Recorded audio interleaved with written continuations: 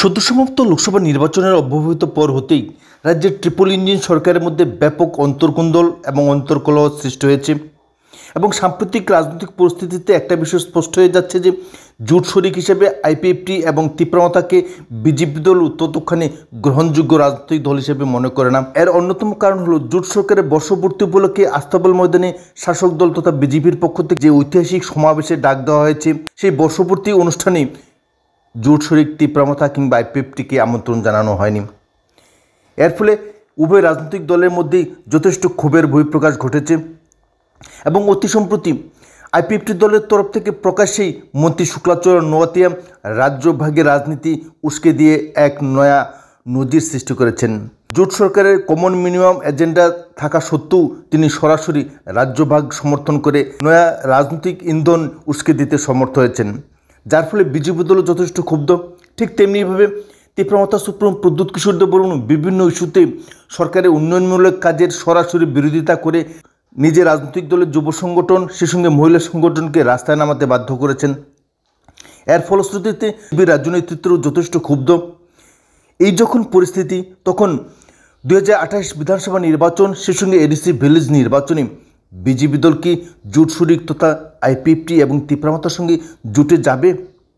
এ নিয়েও ব্যাপক প্রশ্ন, ব্যাপক সন্দেহ সৃষ্টি হয়েছে। বিরোধী রাজনৈতিক দলগুলি শাসক দলের জোট শরিকদের একের পর এক ঘায়েল করে চলছেন এবং বিভিন্নভাবে সমালোচনা করছেন এবং এর ফলে রাজ্য রাজনীতিতে, বিশেষত জোট রাজনীতিতে ট্রিপল ইঞ্জিনে ব্যাপক গোলযোগ সৃষ্টি হয়েছে, অন্তর্কোন্দল সৃষ্টি হয়েছে, অবিশ্বাসের বাতাবরণ সৃষ্টি হয়েছে।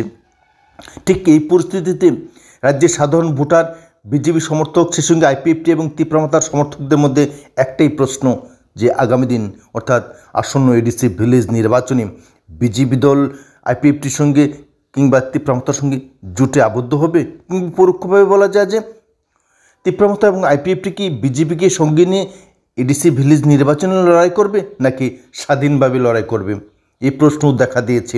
এবং এই নিয়ে যখন সারা রাজ্যে গুঞ্জন, চর্চা হচ্ছে, আলোচনা হচ্ছে, সমালোচনা হচ্ছে, ঠিক তখন বিজেপি প্রদেশ সভাপতি রাজীব ভট্টাচার্য এই বিষয়ে মুখ খুলেছেন এবং তিনি স্পষ্ট বার্তা দিয়েছেন আগামী দিন এই অবিশ্বাসের বাতাবরণের মধ্যে জোট হবে কি হবে না, কিংবা জোট হলে কি শর্ত হবে, কিংবা এই জোট কোন রাজনৈতিক দলের সঙ্গে জোট হবে, কিংবা আদৌ জোট হবে কি, এ নিয়ে যথেষ্ট তাৎপর্যপূর্ণ মন্তব্য করে তিনি এই বিষয়ে যে বক্তব্য রেখেছেন।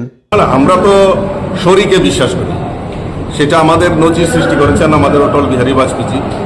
আপনারা জানেন এনডিএ আমাদের গঠিত করে প্রায় 22-23টি দলকে সঙ্গে নিয়ে বাজপেয়ী সরকার পরিচালিত হয়েছে এবং বর্তমানেও আমাদের দেশের যশস্বী প্রধানমন্ত্রী নরেন্দ্র মোদীজি যে এনডিএ অর্থাৎ অ্যালায়েন্সের পার্টনারদের সঙ্গে নিয়ে যে কিভাবে দেশ পরিচালনা করতে হয় সেটা নজির সৃষ্টি করেছেন। আমাদের ত্রিপুরা রাজ্য আইপিএফটি এবং তীব্রমতার সঙ্গে আমাদের অ্যালায়েন্স রয়েছে। আগামী দিন সে ব্যাপারে বিস্তারিত আলোচনা করে আমরা অ্যালায়েন্সে বিশ্বাস করি এবং আগামী দিন আমরা এই ত্রিপুরা রাজ্যের জনজাতিদের বিকাশের জন্য একসাথে সবাই মিলে আমরা একই প্ল্যাটফর্মে